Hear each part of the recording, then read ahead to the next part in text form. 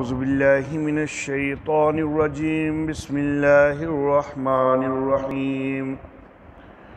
إن الذين يكفرون بآيات الله ويقتلون النبيين بغير حق ويقتلون الذين يأمرون بالقسط من الناس فبشرهم بعذاب عليم أولئك الذين حبطت أعمالهم في الدنيا والآخرة وما لهم من ناصرين ألم تر إلى الذين أوتوا نصيبا من الكتاب يدعون إلى كتاب الله ليحكم بينهم ثم يتولى فريق منهم وهم معرضون ذلك بأنهم قالوا لن تمسنا النار إلا أياما معدودات وغرهم في دينهم ما كانوا يفترون فكيف إذا جمعناهم ليوم لا ريب فيه ووفيت كل نفس ما كسبت وهم لا يظلمون صدق الله مولانا العلي العظيم وبلغنا نبيه ورسوله الكريم۔ بے شک جو لوگ انکار کرتے ہیں اللہ کی آیتوں کا اور قتل کرتے ہیں نبیوں کو ناحق اور قتل کرتے ہیں ان کو کہ جو انصاف کا حکم دیتے ہیں لوگوں میں سے، پس ان کو خوشخبری دے دے دردناک عذاب کی۔ یہ وہ لوگ ہیں کہ جن کے اعمال برباد ہو گئے دنیا میں بھی اور آخرت میں بھی، اور ان کے لیے کوئی مدد کرنے والے نہیں ہیں۔ کیا تو نے دیکھا نہیں ان کی طرف کہ جن کو کتاب میں سے کچھ حصہ دیا گیا، ان کو اللہ کی کتاب کی طرف بلایا جاتا ہے کہ وہ کتاب ان کے درمیان فیصلہ کرے، پھر ان میں سے ایک فریق پھر جاتا ہے اور وہ اعراض کرنے والے ہیں۔ یہ اس لیے کہ انہوں نے کہا کہ ہم کو ہرگز آگ نہیں چھوئے گی مگر گنتی کے چند دن، اور ان کو ان کے دین میں دھوکے میں مبتلا کر دیا اس چیز نے کہ جو وہ جھوٹ باندھتے ہیں۔ پس کیسا ہوگا کہ جب ہم ان کو جمع کریں گے اس دن کے لیے کہ جس میں کوئی شک نہیں ہے، اور ہر نفس کو پورا بدلہ دیا جائے گا اس کا کہ جو اس نے کمایا، اور ان پر ظلم نہیں کیا جائے گا۔ محترم احباب، سورہ آل عمران کی ابتدا میں مسئلہ توحید کے ساتھ اس کے دلائل آئے تھے اور شبہات کا جواب ہوا تھا، اور مسئلہ توحید کا بیان ہونے کے بعد ساتھ تخویف ذکر ہوئی تھی کہ جو نہیں مانتے ان کے لیے یہ تخویف ہے۔ اب یہاں پر گزشتہ درس میں جو آیات مبارکہ تلاوت کی گئی تھیں تو ان کے اندر بھی شاہد اللہ انہ لا الہ الا ہو، تو ان آیات میں مسئلہ توحید دوبارہ دوسری دفعہ بیان ہوا، اور اب دوسری دفعہ مسئلہ توحید اور اس کے دلائل ذکر کرنے کے بعد پھر دوبارہ پہلے انداز میں تخویف ذکر کی جا رہی ہے کہ اللہ نے اپنی آیات میں مسئلہ توحید کو کھول کے واضح کر دیا ہے، دلائل بھی ذکر کر دیے ہیں۔ اس کے باوجود اگر کوئی انکار کرتا ہے اللہ کی آیتوں کا تو اس کے لیے پھر برا انجام ہے، اور اس میں خاص طور پر بنی اسرائیل کو ان کے سابقہ اعمال کی یاد دلاتے ہوئے تخویف کی گئی ہے، کیونکہ بنی اسرائیل کے اندر یہ خباثت تھی کہ انہوں نے کئی نبیوں کو بھی قتل کر دیا شہید کر دیا۔ تو اللہ فرماتے ہیں کہ بے شک وہ لوگ کہ جو اللہ کی آیتوں کا انکار کرتے ہیں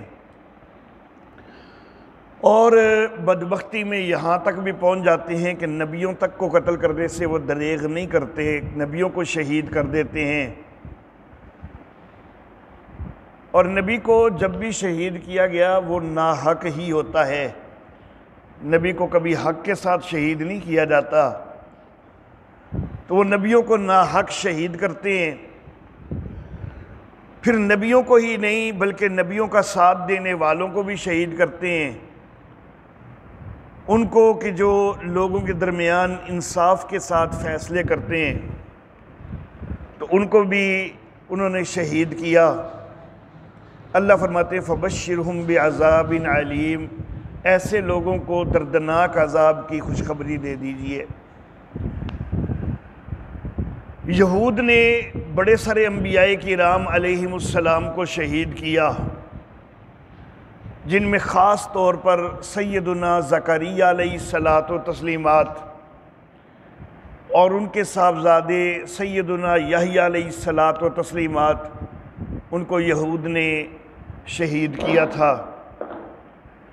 سیدنا عیسیٰ علیہ الصلاۃ و تسلیمات کے بھی شہید کرنے کے درپے تھے یہود۔ یہ تو آگے اللہ رب العزت کا فضل ہوا کہ اللہ رب العزت نے ان کو بچا لیا اور زندہ آسمانوں پہ اٹھا لیا،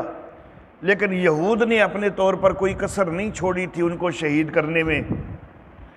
رومی فوج کے ذریعے شہید کروانے کے لیے بھرپور کوشش کی انہوں نے۔ خود رحمت کائنات سید الانبیاء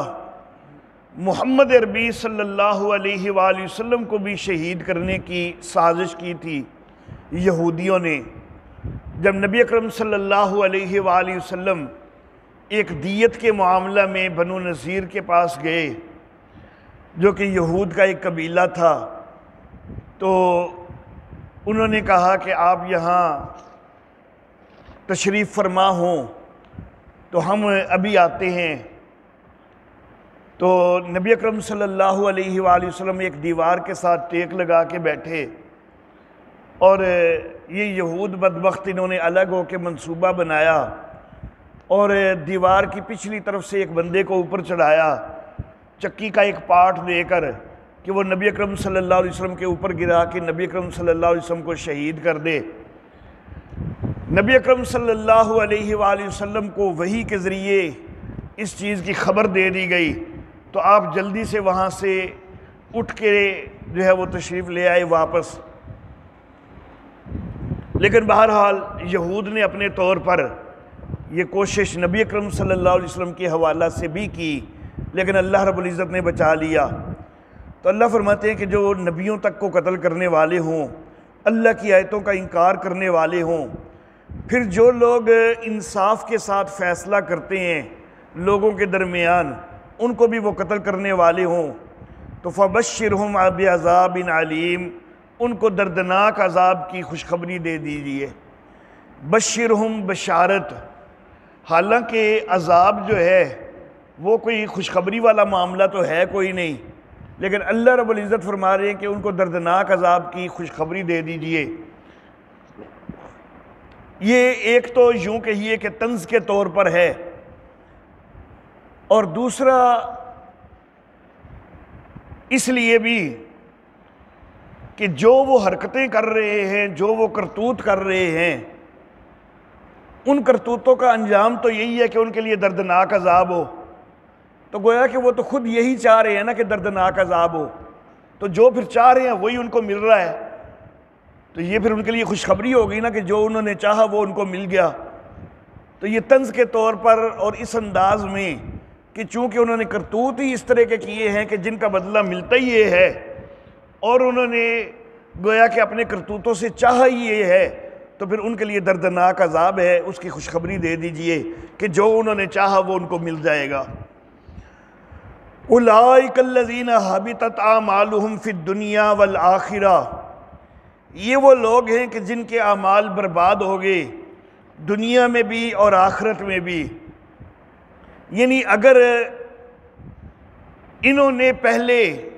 کوئی نیک عمل کیے بھی تھے لیکن اس کے بعد اللہ کی آیتوں کا انکار کرنے والے بنے، نبیوں کو قتل کرنے والے بنے، تو پہلے اگر کوئی زندگی میں نیک عمل تھا بھی نہ، یا ان برے کرتوتوں کے ساتھ ساتھ بھی کوئی نیک عمل بھی کر رہے ہوں نا، تو وہ نیک عمل جو ہے وہ قابل قبول کوئی نہیں۔ جب یہ برے کرتوت ساتھ موجود ہیں، نبیوں تک کو شہید کرنا موجود ہے، کفر موجود ہے، کیونکہ اللہ کی آیتوں کا انکار کیا تو یہ سیدھا سیدھا کفر ہے، تو کفر کی حالت میں جتنے مرضی کوئی نیک اعمال کیوں نہ کر لیں، تو ساتھ بے شک وہ رفاع عامہ کے کام کریں، ساتھ بے شک وہ لوگوں کی مدد اور خدمت والے کام کریں، لیکن جب ان کے اندر کفر موجود ہے اور سے ڈٹائی کی یہ حد موجود ہے کہ نبیوں کو شہید کرنے والے ہیں، نبیوں کے ساتھیوں کو شہید کرنے والے ہیں، تو پھر ان کے لیے یہ ہے کہ ان کے سارے جو نیک اعمال بھی ہیں جو انہوں نے کوئی کیے پہلے کیے یا ان بدبختیوں کے ساتھ ساتھ وہ کر رہے ہیں، ان کا کوئی فائدہ نہیں ہے، وہ سارے اعمال برباد ہیں، نہ ان کا دنیا میں ان کو کوئی فائدہ ہے نہ ہی آخرت کے اندر کوئی ان کو فائدہ ہے۔ وَمَا لَهُم مِّن نَاصِرِينَ، اور ان کے لیے کوئی مددگار بھی کوئی نہیں ہوں گے کہ جو کوئی آ کے ان کو بچا سکے، ایسا ان کو کوئی نہیں ملے گا، کوئی حامی نہیں ہوگا، کوئی مددگار نہیں ہوگا۔ أَلَمْ تَرَ إِلَى الَّذِينَ أُوتُوا نَصِيبًا مِّنَ الْكِتَابِ، کیا تو نے دیکھا نہیں کہ جن کو کتاب کا حصہ دیا گیا، مراد یہاں پر اہل کتاب ہیں، اہل کتاب کو تورات دی گئی ہے، اہل کتاب کو انجیل دی گئی ہے۔ اب تورات جو دی گئی ہے تو وہ بھی ایک پوری مستقل کتاب ہے، وہ کتاب کا حصہ تو نہیں ہے۔ انجیل جن کو دی گئی ہے تو وہ بھی ایک مستقل کتاب ہے، وہ کتاب کا کوئی حصہ تو نہیں ہے، لیکن اللہ رب العزت فرما رہے ہیں نصیب من الکتاب، کتاب کا حصہ دیا گیا ہے۔ تو مفسرین نے اس کی مختلف وضاحتیں کی ہیں۔ ایک یہ کہ الکتاب سے ساری وحی مراد لے لی جائے کہ جتنی بھی وحی سیدنا آدم علیہ الصلاۃ و تسلیمات سے لے کر نبی اکرم صلی اللہ علیہ وآلہ وسلم تک جتنی بھی وحی نازل ہوئی ہے اس میں سے ان کو تو کچھ حصہ ملا ہے، ساری بنی اسرائیل کے اوپر تو وحی نہیں آئی، تو یہ بھی ایک چیز کی گئی ہے، مراد لی جا سکتی ہے۔ یا پھر ساری وہ وحی کہ جو صحیفوں یا کتابوں کی شکل میں ہے تو وہ وہی مراد لی جائے، تو اس میں سے بھی ان کو تورات، انجیل یا کچھ اور صحیفے وغیرہ مل گئے، زبور مل گئی، تو ساری وحی تو ان کو نہیں مل گئی، کچھ صحیفے وغیرہ ان کو ملے۔ یا پھر یہ کہ اگرچہ ان کو ملی تورات بھی کامل ملی، انجیل ملی جن کو تو وہ بھی کامل ملی، لیکن انہوں نے کامل رہنے کب دی؟ انہوں نے بعد میں تحریفات کر دی، تو جب تحریفات کر کے کچھ حصہ کتاب کا ضائع کر دیا تو باقی ان کے پاس پھر کچھ ہی باقی رہ گیا، تو ان کو کتاب کا کچھ حصہ ہی ملا۔ یا پھر یہ کہ تورات کامل ملی ان کو، انجیل کامل ملی،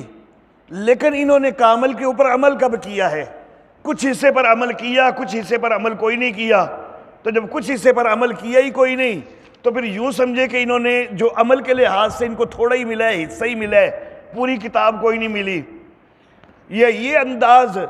کہ ملی تو تورات بھی کامل، انجیل بھی کامل، لیکن انہوں نے نہ تورات کو پورا سمجھا نہ ہی انجیل کو پورا سمجھا، تو جب پورا سمجھا ہی نہیں تو صرف جتنا سمجھا وہ ایک حصہ ہی ہے، تو ان کو تورات کا کچھ حصہ ملا ان کے فہم کے لحاظ سے اور انجیل کا بھی کچھ حصہ ملا ان کے فہم کے لحاظ سے، تو یہ کئی توجیحات جو ہیں وہ یہاں پر کی جا سکتی ہیں۔ کیا تو نے دیکھا نہیں ان کو کہ جن کو کتاب کا حصہ دیا گیا، یدعون الی کتاب اللہ، ان کو اللہ کی کتاب کی طرف بلایا جاتا ہے۔ اللہ کی کتاب سے مراد یہاں پر قرآن حکیم بھی لیا جا سکتا ہے کہ ان کو پہلے تورات، انجیل وغیرہ دی گئی، اب ان کو قرآن کی طرف بھی بلایا جاتا ہے، اور یا پھر خود ان کی کتابیں بھی مراد ہو سکتی ہیں کہ تورات جن کے اوپر نازل کی گئی ان کو تورات کی طرف بلایا جاتا ہے کہ اسی کو، تورات کو بھی تو پورا دیکھو، لیکن تم تو اس کے اوپر بھی پورا عمل کوئی نہیں کر رہے۔ انجیل جن کو دی گئی ان کو انجیل کی طرف بلایا گیا کہ اس کو تو پورا دیکھو، تم اس پر بھی تو عمل کوئی نہیں کر رہے۔ تو کتاب اللہ سے اللہ کی کتاب قرآن حکیم بھی مراد ہو سکتی ہے اور سابقہ کتابیں بھی۔ سابقہ کتابوں کے اندر نبی اکرم صلی اللہ علیہ وآلہ وسلم کی بشارات بھی موجود ہیں، تو خود اپنی تورات کو ہی بھائی اگر تم پورا دیکھو تو پھر تم کو وہ بشارات جو ہیں ان کا جو مصداق بن کے نبی آیا ہے اس نبی کو بھی تو ماننا چاہیے۔ انجیل کو اگر پورا دیکھو تو انجیل کے اندر جو نبی اکرم صلی اللہ علیہ وسلم کی بشارات ہیں تو ان کے اوپر بھی ان کے مصداق کو بھی تو ماننا چاہیے۔ تو پورا دیکھو اپنی کتاب کو، ان کو بلایا جاتا ہے کتاب اللہ کی طرف، قرآن حکیم کی طرف بلایا جاتا ہے، یا خود ان کی اپنی کتابوں کی طرف توجہ دلائی جاتی ہے کہ ذرا ان کو پورا دیکھو تو صحیح، تاکہ وہ کتابیں فیصلہ کر دیں ان کے درمیان۔ لیکن جس وقت ان کو بلایا جاتا ہے ثم یتولی فریق منہم، ان میں سے ایک گروہ منہ موڑنے لگ جاتا ہے، وہم معرضون، اور وہ اعراض کرنے والے ہیں۔ کیوں یہ ان کو جرت ہوتی ہے اللہ کی کتاب سے اعراض کیوں کرتے ہیں، کیوں منہ موڑتے ہیں؟ ذالک بانہم قالوا، یہ اس لیے کہ انہوں نے یہ کہا، ان کو یہ خوش فہمیاں بنی ہوئی تھیں کہ لن تمسنا النار الا ایاما معدودات، ہرگز ہم کو آگ نہیں چھوئے گی مگر گنتی کے بس چند دن۔ تو یہ یہودیوں کو بھی عیسائیوں کو بھی بڑی خوش فہمیاں تھیں کہ ہم تو بڑے لاڈلے ہیں، اللہ کے محبوب ہیں، جیسا کہ قرآن حکیم میں دوسرے مقام پر ان کی بات ذکر کی گئی ہے کہ وہ یہ کہتے تھے کہ نحن ابناء اللہ واحباؤہ، ہم اللہ کے بیٹے ہیں اور اللہ کے محبوب ہیں۔ تو جب اللہ کے ہم بیٹے ہیں، اللہ کے محبوب ہیں، تو اللہ اپنے بیٹوں کو یا محبوبوں کو تو سزا نہیں نہ زیادہ دے سکتا۔ چلو ہماری خرابیاں ہو گئی، کوتاہیاں ہو گئی، کوئی تھوڑی بہت سزا چلو ہمیں مل جائے گی سرزنش کے طور پر، لیکن چند دن کی جہنم کے بعد تو ہمیں جنت مل ہی جائے گی۔ تو ہم بنی اسرائیل جو ہے یہ بڑے لاڈلے ہیں، تو جنت ہمارے لیے مستقل ہے ہی ہے۔ عیسائیوں نے تو کفارہ کا بھی ایک عقیدہ ایجاد کر لیا کہ جی جو حضرت عیسیٰ علیہ الصلاۃ و تسلیمات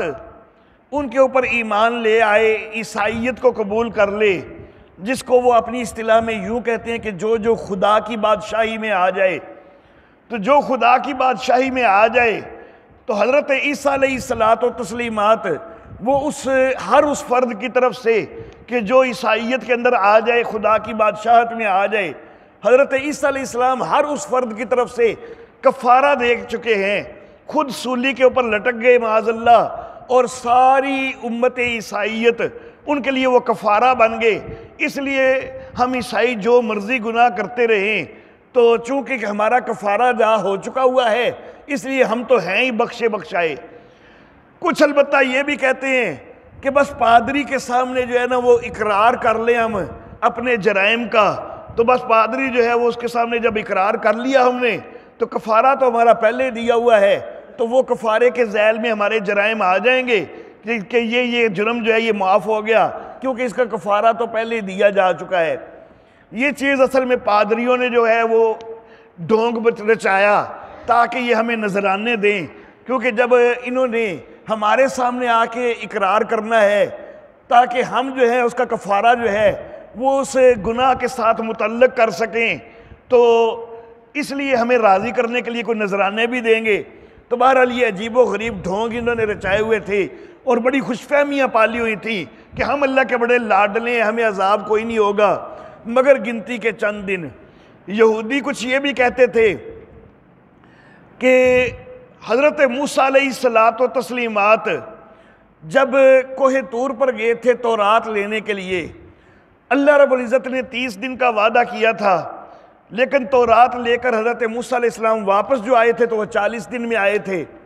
لیکن پہلے 30 دن تو ہمارے آبا نے کوئی گناہ نہیں کیا تھا۔ وہ حضرت موسیٰ علیہ السلام کی جو سابقہ تعلیمات وہ بتا کے گئے ہوئے تھے، کتاب ملنے سے پہلے جو کچھ بھی وہ ہدایات دے کے گئے ہوئے تھے، تو ہمارے آبا انہی ہدایات کے اوپر ہی کاربند رہے، لیکن جو آخری 10 دن ہے نا اس میں ہمارے آبا سے غلطی ہوئی کہ اس میں سامری نے، بلکہ سامری تو ہم مسلمان کہتے ہیں، وہ یہودی بدبخت حضرت ہارون علیہ السلام پر یہ الزام لگاتے ہیں کہ حضرت ہارون علیہ السلام نے بچھڑا بنا دیا تھا اور قوم کو جو ہے وہ شرک کے اوپر لگا دیا تھا۔ تو ہندو جو ہے وہ یہودی جو ہیں وہ حضرت ہارون علیہ الصلاۃ و تسلیمات کے متعلق یہ بکواس کرتے ہیں، لیکن ہمارا نظریہ یہ ہے کہ حضرت ہارون علیہ الصلاۃ و تسلیمات ان کو اس چیز سے روک رہے تھے، اور بچھڑا بنانے والا جو ہے وہ سامری تھا۔ تو بہرحال وہ کہتے ہیں کہ چونکہ یہ آخری 10 دن ہی کچھ ہمارے آبا سے خرابی ہوئی ہے نا کہ انہوں نے بچھڑے کی پوجا شروع کر دی، تو بس ہمیں 10 دن عذاب دیا جائے گا۔ حالانکہ وہ تمہارے آبا پہلے گزر گئے، اور تم جو کرتوت کر رہے ہو تو کیا صرف 10 دن کی خرابیاں کر رہے ہو؟ تم جو ہے ساری زندگی گناہوں کے اندر گزار دو، کیا اس کا کوئی خمیازہ نہیں بھگتنا پڑے گا؟ صرف جو تمہارے آبا نے 10 دن غلطی کی تو اس کا خمیازہ تمہیں بھی بھگتنا پڑے گا، تو تمہارے آبا کو بھی؟ تو یہ کہاں کی بات ہے؟ خود تمہارے اپنے کرتوت ساری زندگی کے خراب ہوں اور کہو کہ ہمارے آبا نے صرف 10 دن خرابی کی تھی تو ہمیں صرف 10 دن عذاب ملنا ہے، تو یہ کوئی عدل والی بات کوئی نہیں ہے۔ کچھ آگے بڑھتے تھے کہ چلو جی وہ ٹوٹل عرصہ 40 دن کا تھا تو ہمیں 40 دن عذاب ہو جائے گا، لیکن اس سے بڑھ کے تو عذاب کوئی نہیں ہوگا۔ تو بہرحال اس طرح کی عجیب و غریب خوش فہمیاں یہودیوں نے اور عیسائیوں نے اپنے اندر کئی پالی ہوئی تھیں۔ اللہ فرماتے ہیں وَغَرَّهُمْ فِي دِينِهِمْ مَا كَانُوا يَفْتَرُونَ، ان کے دین کے معاملہ میں ان کو دھوکہ دیا تھا اس چیز نے کہ جو انہوں نے خود گھڑی ہوئی تھی، یہ اپنے پاس سے خوش فہمیاں بنا لی ہوئی تھی، پال لی ہوئی تھی، اور اس چیز نے ان کو دھوکے میں مبتلا کر دیا۔ فَكَيْفَ إِذَا جَمَعْنَاهُمْ لِيَوْمٍ لَا رَيْبَ فِيهِ، پھر کس طرح ہوگا کہ جب ہم ان کو سب کو جمع کریں گے ایک ایسے دن میں جس دن کے اندر کوئی شک نہیں ہے، یعنی قیامت کے دن میدان حشر کے اندر جب سب کو جمع کیا جائے گا، وَوُفِّيَتْ كُلُّ نَفْسٍ مَا كَسَبَتْ، اور ہر نفس کو پورا بدلہ دیا جائے گا اس کی کمائی کا، وَهُمْ لَا يُظْلَمُونَ، ان کے اوپر کوئی ظلم نہیں ہوگا، کسی نفس کے اوپر کوئی ظلم نہیں ہوگا، جو جو کرتوت کیے ہیں ان کے مطابق ہی سزا ملے گی۔ تو اس وقت ان بدبختوں کا کیا حال ہوگا؟ اس وقت جب ان کو سزا سنائی جائے گی، ہمیشہ ہمیشہ کی جہنم ان کے کفر کی وجہ سے سنائی جائے گی، تو اس وقت ان کو یہ یاد آئیں گی کہ ہم نے تو یہ خوش فہمیاں پالی ہوئی تھیں کہ جی 10 دن ہمیں صرف عذاب ہونا ہے یا چند دن ہمیں عذاب ہونا ہے، وہ یہ ساری خوش فہمیاں وہاں پر دھری کی دھری رہ جائیں گی، اور ان کے لیے جو ہے ان کے کفر کی وجہ سے سزا سنائی جائے گی۔ وآخر دعوانا ان الحمد للہ رب